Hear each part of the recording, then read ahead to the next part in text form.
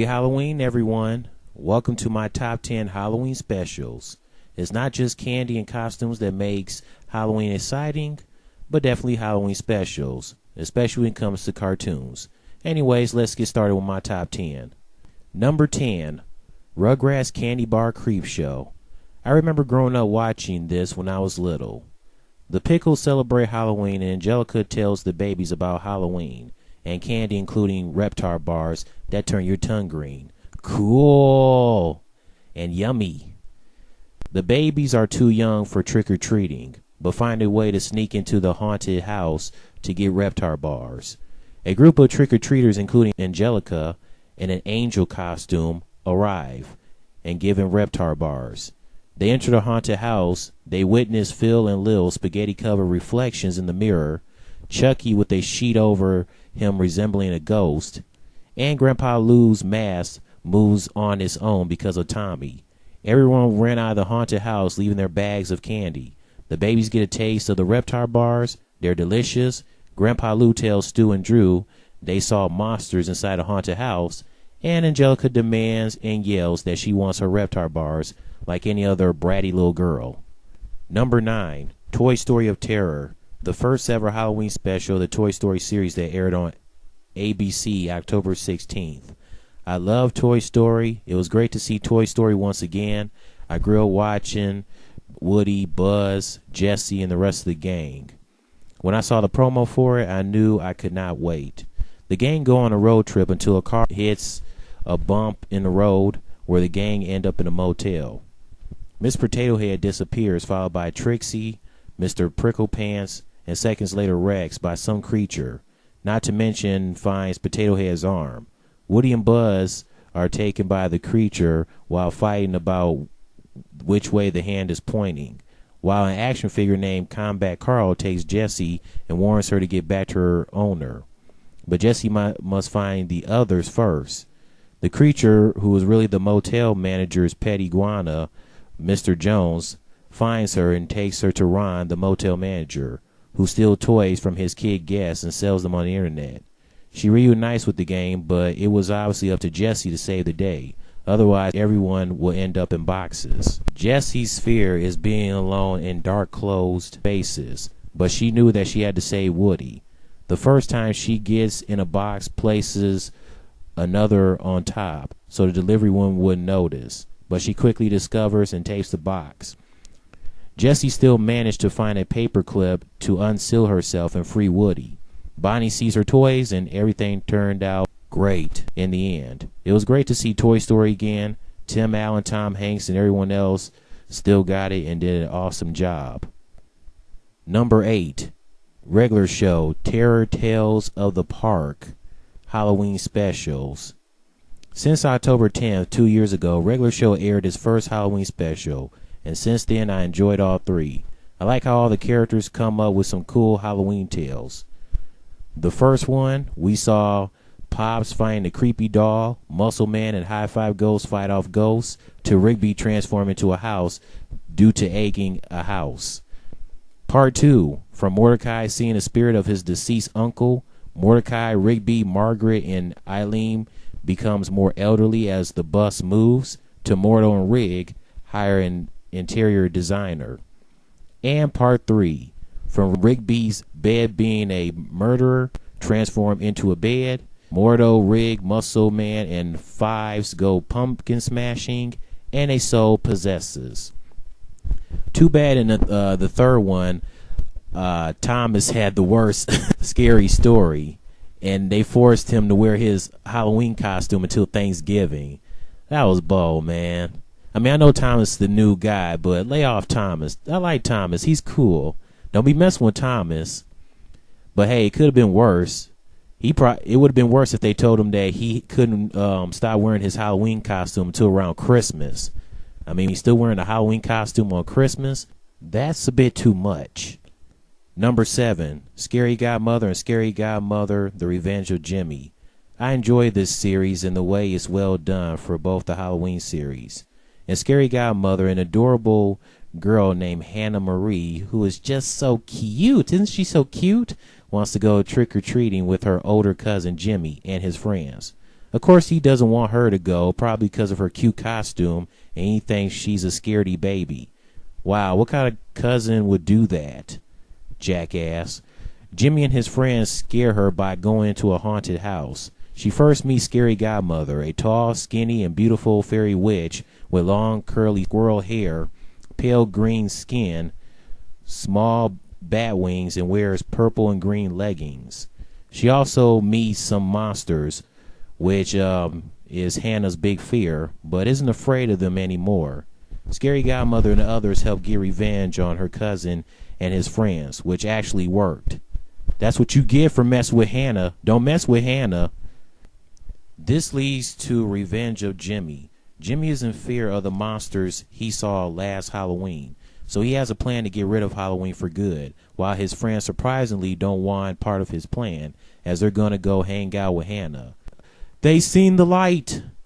While Jimmy smashes pumpkins, therefore taking jack-o'-lanterns, marking the costumes as flammable and the candy poison, Hannah thinks it's better to have a Halloween party. Later, Jimmy steals the prize for his scariest costume and declares the winner for best costume, and changed his mind about ruining Halloween. I enjoy Scary Godmother every Halloween on Cartoon Network. Number 6, Ed, Edd n Eddy Boo Ha Ha. The Eds search for Spookyville with the help of a map given to Eddie by his brother. Eddie is dressed up as a zombie version of Elvis. Ed is dressed as Luthor, a Viking. And Double D is dressed up as a sperm, which Eddie and Ed have no clue what that is. And he's pretty much AKA the bubonic plague. And Ed, it's funny, Ed thought he was talking about plaque, like in your teeth. Oh, man. Due to Ed watching too many horror films, he mistakes everyone around him for the monsters from the movie he saw. He guards Eddie and Double D's lives. By the end of the night, the entire concept of Spookyville was just a prank Eddie's brother had, where the map leads him back to his own house. The Eds go down the hole, but sooner or later the kids find them and beats up Double D and Eddie. In a glance, Ed sees them happily rolling around as flowers rain down upon them instead of being beat up. Oh, and I also liked how Rolf called Double D the doggy doo-doo Ed boy. Thought he was a pile of crap. And I love how Kevin called Eddie the has-been rock star. These guys are nuts. Number 5, Arnold's Halloween and the Hatless Cabbie from Hey Arnold. In Arnold's Halloween, Arnold and Gerald play a Halloween prank on Arnold's grandpa by making him think aliens have landed in the city. However, the broadcast gets leaked and scared everyone in the city. Helga and the rest of her classmates are the aliens, and everyone in the city thinks they are actual aliens. Helga tries to give them proof, but it didn't work out. Well, of course, Arnold and Gerald will find a way to fix it. I just couldn't resist adding the Headless Cabbie as well.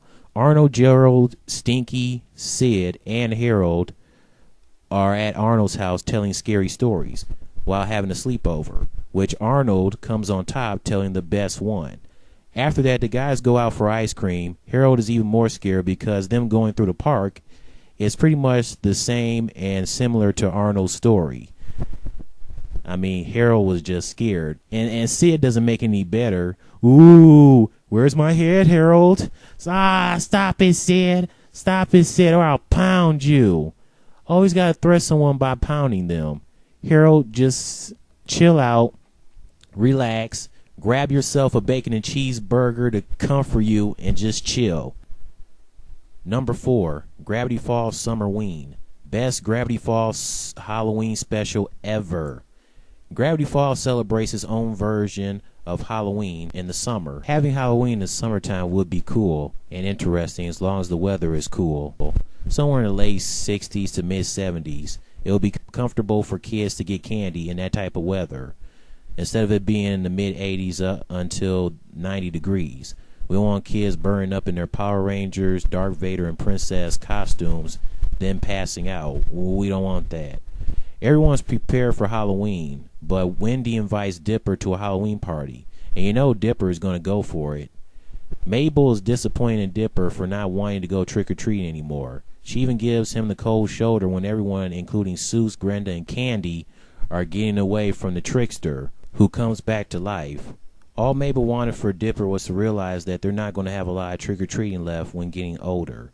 It's tough for Dipper to choose. I mean, does he go to a Halloween party to win over the love of his life, or go trick-or-treating with his sister and friends before his Halloween days are over? The trickster is known as a loser Candy because no one wanted him, but Seuss saves the day by eating him and collapses. He just wanted someone to enjoy his candy. The gang returns from trick-or-treating. Dipper confessed to Wendy that he went out to get candy. She was cool with it because the party was lame since Robbie ate a lollipop stick first and left early. What a loser.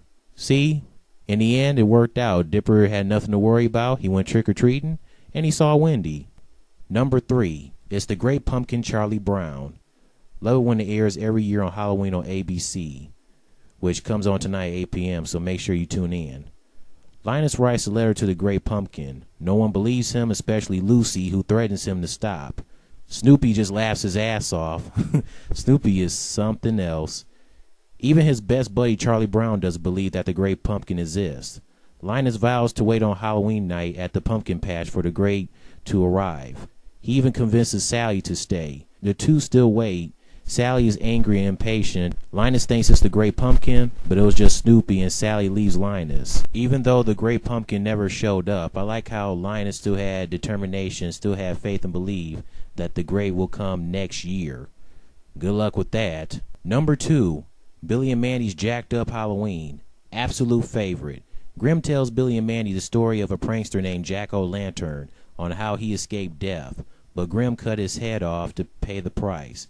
Billy ends up at the doorstep of Jack-O-Lantern where he was able to steal Grim's scythe to get revenge on Grim and the people of Innsville, so the sun never rose again, and making it Halloween every night.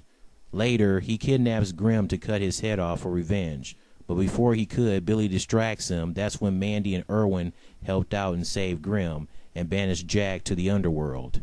I love the episode due to the fact that Jack-O-Lantern is voiced by the oh-so-great Wayne Knight from Seinfeld, also on Space Jam, and was the voice of Dojo from Shaolin Showdown. Plus, Jack-O-Lantern pretty much became one of my favorite villains in Billy and Mandy, next to Eris. I just wish the guy was in some Billy and Mandy episodes besides just this one episode. Boo! What kind of crud is that? And now, number 1. Bravo Doobie Doo from Johnny Bravo. This is one of the best cartoon crossovers ever. I mean, Johnny Bravo and the Scooby-Doo crossover, flat out amazing. Johnny first meets the Scooby-Doo gang where his car breaks down and needs a ride to his Aunt Jebedissa's haunted house. So they give him a ride, not to mention for the Mystery Inc. gang to investigate. Of course, Johnny falls over heels for Daphne. I mean, who wouldn't? But obviously, Velma has a thing for Johnny. But, of course, Johnny's still gonna go for Daphne because Velma's not Daphne. Everyone gets to the house, and there is a ghostly gardener that appears. Everyone splits up. At first, Daphne put Scooby and Shaggy and her and Velma. Fred did not want to be teamed up with Johnny as he rolled his eyes. Fred was like, Daphne? I don't want to be teamed up with Johnny. So she fixed it by putting Shaggy with Johnny, Velma and Scooby, and her and Fred, of course.